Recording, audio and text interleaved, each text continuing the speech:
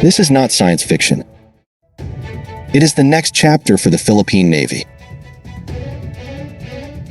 In just days, the BRP Diego Silang will arrive, reshaping our maritime defense, redefining alliances, and fortifying our sovereignty.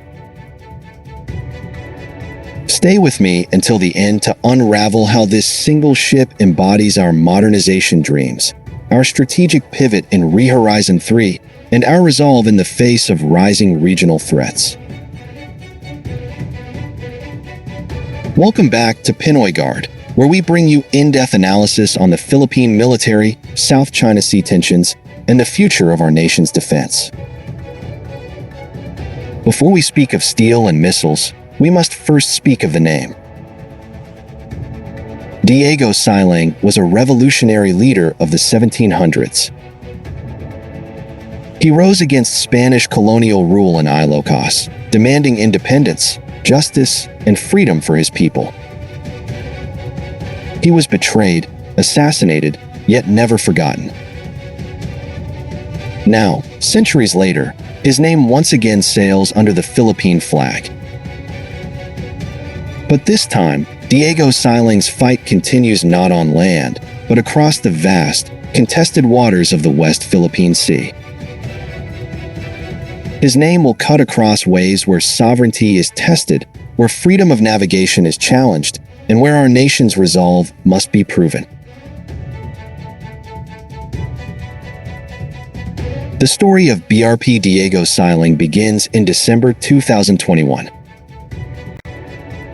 The Department of National Defense launched the Corvette Acquisition Project, part of Horizon 2 of the revised Armed Forces Modernization Program. Multiple nations pitched their designs: Turkey, Israel, France, the Netherlands, Germany, and India. Yet in the end, the Philippine government turned to a trusted partner, Hyundai Heavy Industries of South Korea. For 12.5 billion pesos each, roughly $250 million, Hyundai would deliver 2 advanced guided missile frigates. The first was BRP Miguel Malvar, FFG-06. The second, now ready for delivery, is BRP Diego Silang, FFG-07. Key milestones followed. First steel cutting in November 2023. Keel laying in June 2024. Launching in March 2025. And now, in September 2025, she sails into Philippine waters, ready for commissioning before year's end. Each step was not just engineering, it was a countdown to a stronger Navy. Let us examine what Diego Silang brings to the fight. Size and power: a displacement of 3,200 tons, a length of 118 meters, and powered by 4 MTU diesel engines, giving her endurance of 20 days at sea. Air power at sea: a hangar and flight deck designed for the AW-159 Wildcat helicopter, armed with dipping sonar, torpedoes, and advanced sensors.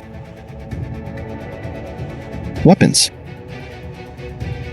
a 76mm main gun, a doctrine close-in weapon system for last-ditch defense, 8 SSM 710K Sea-Star anti-ship missiles, each capable of striking over 180 kilometers away,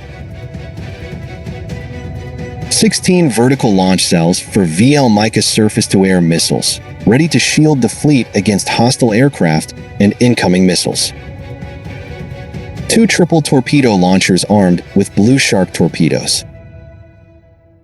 Eyes and ears: EL/M 2258 Alpha active electronically scanned array radar, hull-mounted sonar, electro-optical trackers, and electronic warfare suites. Integrated through the Hanwha Naval Shield Combat Management System. This is no patrol boat. This is a true multi-role frigate, capable of defending the skies, hunting submarines, and striking ships over the horizon.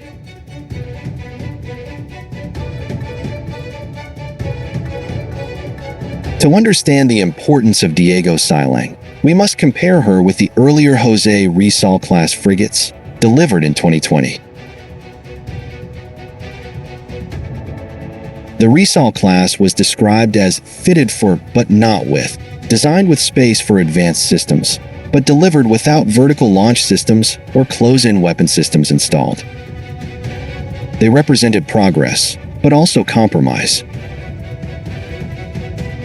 Diego Silang changes that. She comes fully armed from day one, with VLS, CIWS, and integrated sensors.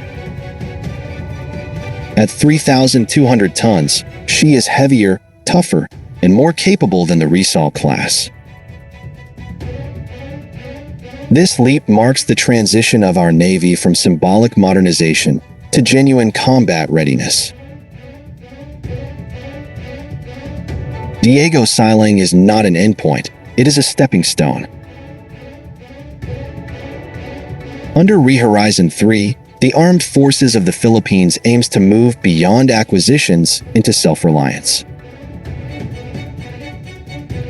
The Subic shipyard, revitalized by Korean investment, is projected to employ up to 8,000 workers by 2030. This is not just about one frigate.